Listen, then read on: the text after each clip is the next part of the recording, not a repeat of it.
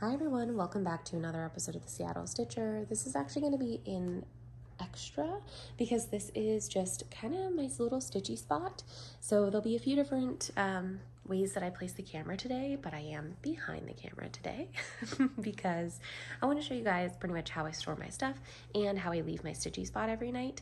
I know that I can kind of be overzealous with organizing, but I do like to keep things pretty clean. That's just personal choice and preference, but no judgment here. So hopefully you guys don't judge how I leave things.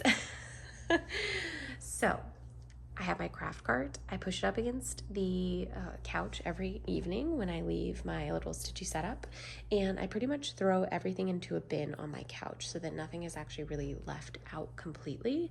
And that way every morning when I'm up at about 4:30, same, my husband's up at about that same time, then it's not like, you know, a bunch of stuff on the couch and he can sit on this love seat if he wants, if he didn't want to sit on the sofa, whatever, you know. I just like to make sure that there's enough space for people to still sit, whether I'm in the living room out here or not. So I'm going to go ahead and move my camera now and give you guys a little bit of a better angle.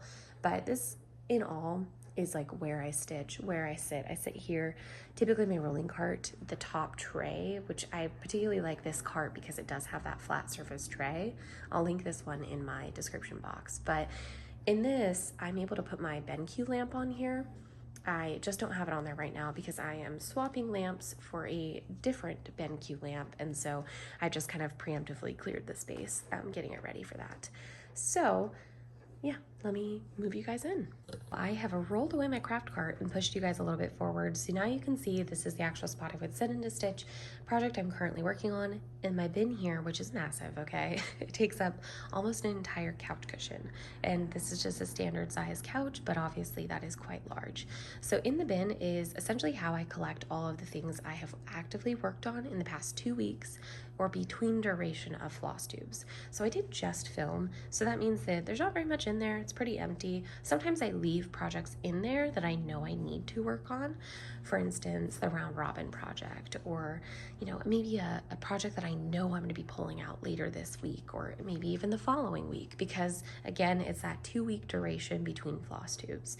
So essentially I've got my active whip,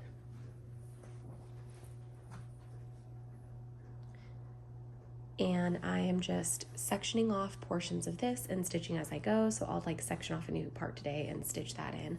And then I have a little bag that I have all the accessories for of this project, because then at night I can stick the flosses in here, pop this to just kind of together and plop it in there. But as you saw, it was just left out. So I'm gonna scoot you guys a little bit closer and get you to my bin. Okay, so now we're looking inside of the bin that I store my projects in.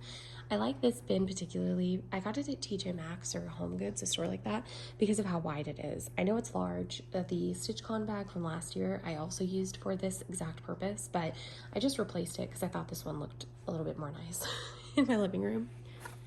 Active whip, this is the Luca S cross stitch that I've been working on. So it's in there, thread, needle, everything ready to go. The only reason I leave this on a hoop is because I plan on working on it today. If I do not plan on working on something same day, the hoop gets taken off, it gets put back in the bag, and it goes right into my craft cart. The hoop does, at least, and I'll show you guys that in a moment. From there, I have the actual like bag for it, which is a large Amazon bag. I've got a freebie that I kitted up, some other freebies that I printed, and then my Manning May project is in the back because I do plan on trying to get to at least 10% on that project, and I'm at about 6% now. So I will file system store these in here with starts in the front. Anything that I have purchased or kitted up will go into the back. Anything that is a whip will go in the center. And that's just how I fill it up throughout the week. It keeps it nice and simple for me, and everything just files in here so nicely. I mean, I don't know if you can tell, but there's plenty of storage in here, and it just works great. Now moving on to my craft cart itself, and this is the top of my craft cart. So this would be how I see it when I'm sitting down on my couch. I keep the little handlebar near me so I can move it, you know, all around and just push it out of the way easy. I have an extra pair of my glasses. I need prescription glasses. I have really bad eyesight, so I always keep an extra pair out here. So there's those. This little acrylic bin here just holds all my Sharpies and highlighters. These are essentially just the pens that Amira knows not to touch.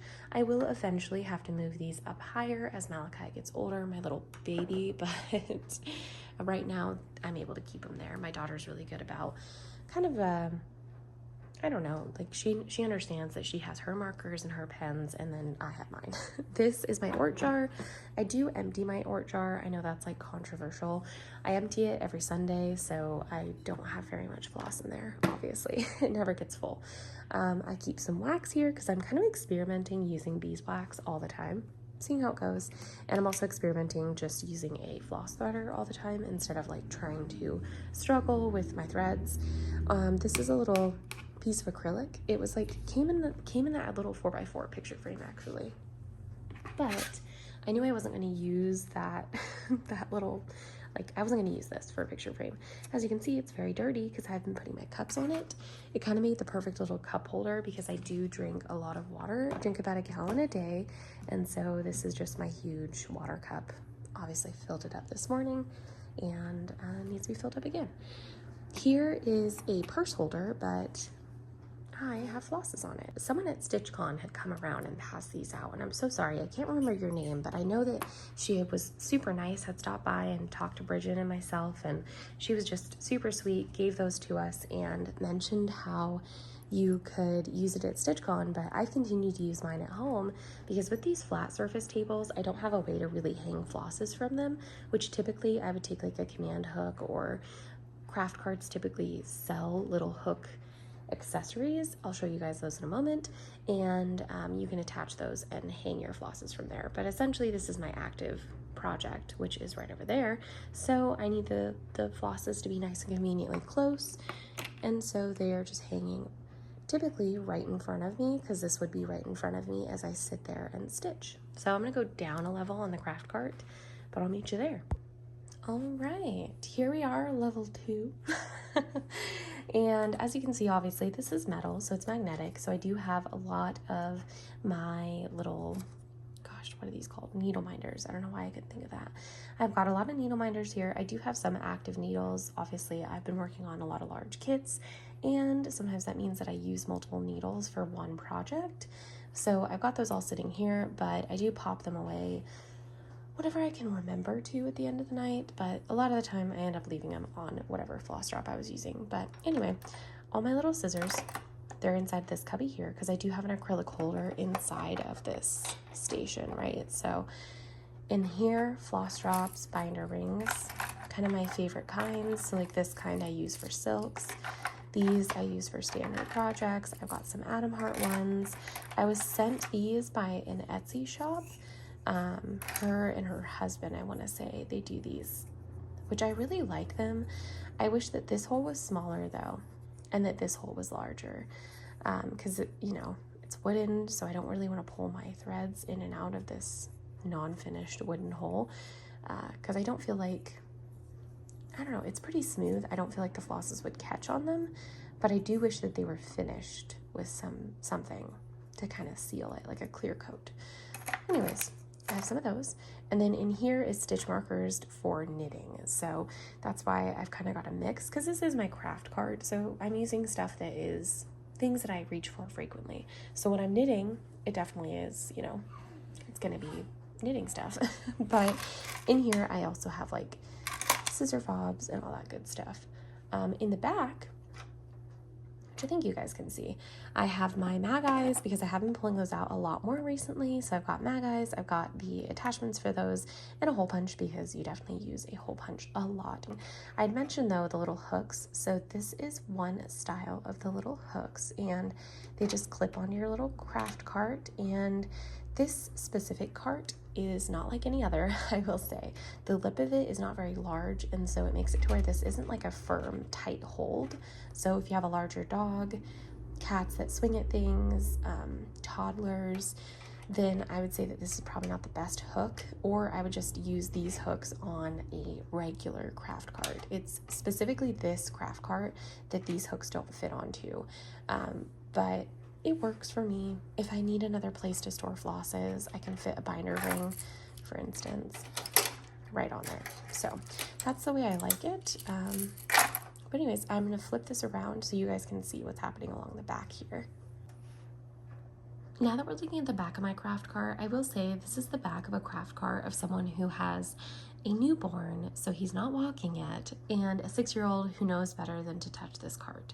So Amira is really, really good at using scissors. She obviously learned how to handle them properly and use them very well at a pretty young age, but also kind of reinforce that at school. But as my son gets older, all of these attachments are going to have to go for a while, just for safety reasons. So first one, tape measures. It's just a choking hazard. They could get caught around anything could happen. So I will have to move these eventually, but right now, tape measures go in this one. These are all my large craft scissors, cutting scissors, rotary cutter, some little tiny Fisk like snips. But again, this is definitely going to be something that has to change as my son gets older. So this stuff will probably go up very high in my actual cube unit. Over here is all of my cross-stitching needles. Again, that's another thing I'm going to have to put away in the next couple years. But right now, this is my craft cart situation, and it works for me. So in this one, I have all of my needles. I have quite a mix, and that's because I really went on this, I want to try every needle and see which one I like the best kick. Honestly, I think my ranking would go Bowens, Peacemakers, John Jane Golds. That would be my 3. The John Jane Golds are harder to thread, yes, because the hole, like the eyelet, is very narrow. But with them being so narrow, I feel like it passes through your linen so nicely and doesn't leave a large hole behind. Of course, using the proper size needle helps with that as well, but yeah, that's that. So I just kind of have them all stuffed in there. They're not super organized or anything like that. I've got a few of these little goodies that I got at StitchCon, Janet Jabber. So I did keep those. I'm definitely using them. So thanks so much to everyone who passed out those. So that's what's in the back of my cart, which, yeah, it's going to have to change, but so be it, you know. Oh, and then I totally forgot the top of my craft cart, this acrylic bin. I did get this off of Amazon. Did get it in a full set though, so I'll link the whole set. It just might not be something you want to purchase because there's quite a few bins in there. But these are all highlighters that I've been loving, and then my markers. I think I mentioned like that Amira doesn't touch these. She's really good about that. She always asks if she wants to use some. These are a new purchase for me, these midliner pens, and Marjorie and Cam had recommended them to me, and I can't stop. I just love them. But yeah, the one thing I like about these pens is that they have 2 ends. So you have your regular, I don't know what you'd call this, like the tapered end, like what you have in a highlighter, and then on the other side you have a fine tip pen. So anyway, I've been really liking these because they work great on all of my huge kitted up charts. So definitely a recommendation. So I'm gonna flip my cart back around and go down one more shelf. Bottom tray of the craft cart here, first thing you'll see is just this is technically a journal, but I use it for like cross-stitching notes or knitting notes. Here is my planner, which I am trying to be better about using, I swear. Back here is 2 identical size cubbies, and those are just acrylic bins that I use for color work. I typically put whatever 2 colors I'm using, one in one, and the other is obviously in the other bin, and that just kind of helps me keep the 2 balls of yarn separated. This is like my languishing knitting project, so I keep it on the craft cart. I could definitely put it away in my cube unit, but I haven't really figured out the best storage. I just upgraded my cube unit to a bit of a larger one. The one I had previously, the cubbies were a lot smaller, and so I was able to kind of like hyper organize it. I don't know what you'd call that, like micro organizing, I guess, because there was many more cubbies and they were much smaller, so I was able to kind of condense things, like this cubby's for this is for that. Now I feel like I'm still getting it a little organized, but I'll show you guys that as well, just because it's part of my craft stuff. Over here is just one of these little kind of what you find in like the silverware area, I guess, and it fits perfectly in here with these 2 bins. So I've got the Chowgu 4-inch and I've got my 2 shorty sets. So I can just put both of those in here, and I feel like it looks pretty nice.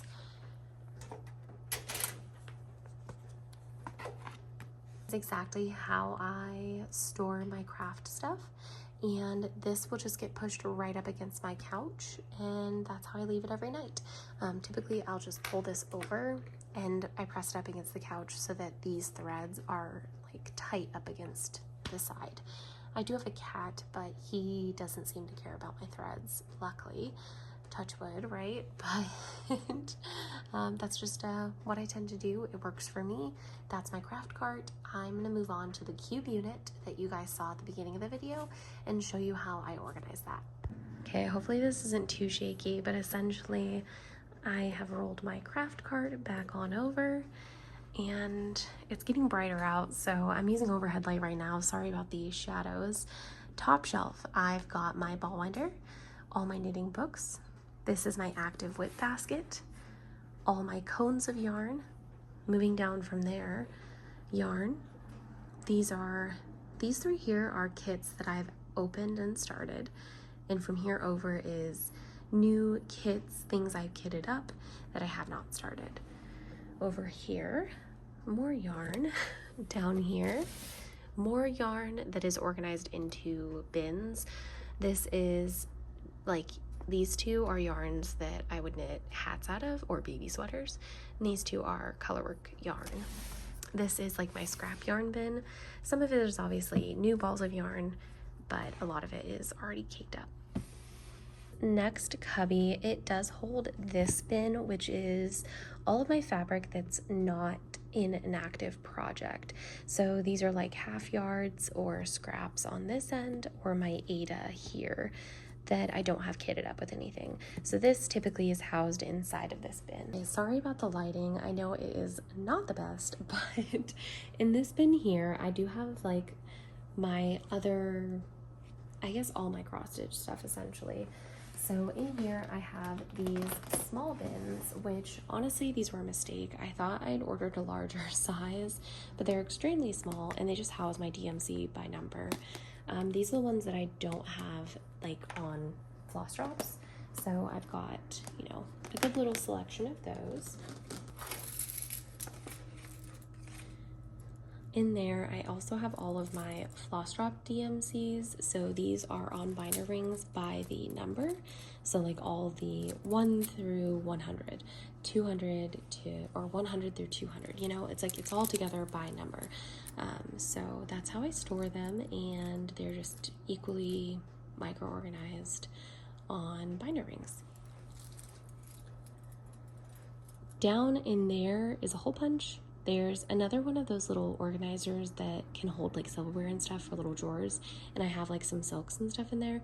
This white box holds crochet hooks, stuff like that. I have 2 finishes that I haven't FFO'd yet, and then back here are some very small bags that I've been using for flosses and stuff, but I just don't have one in every single project yet, so I store them in this little bin here. We have made it to the end. So this is not the most organized. And as much as I try, I am probably never going to be able to make this look nicer than that. I really wanted everything to be in the same size bag, but some things need a larger bag and some things need a smaller bag. My obsession with things looking tidy can't expand everywhere, so this is as good as it gets. I was recently rifling through this bin though, so don't mind that it's a little bit of a mess. So these 2 are my active whips, which I have 41 right now. And then this is all things that are kitted up, as well as the ones that are up there that are stuff that's kitted up that I haven't started yet.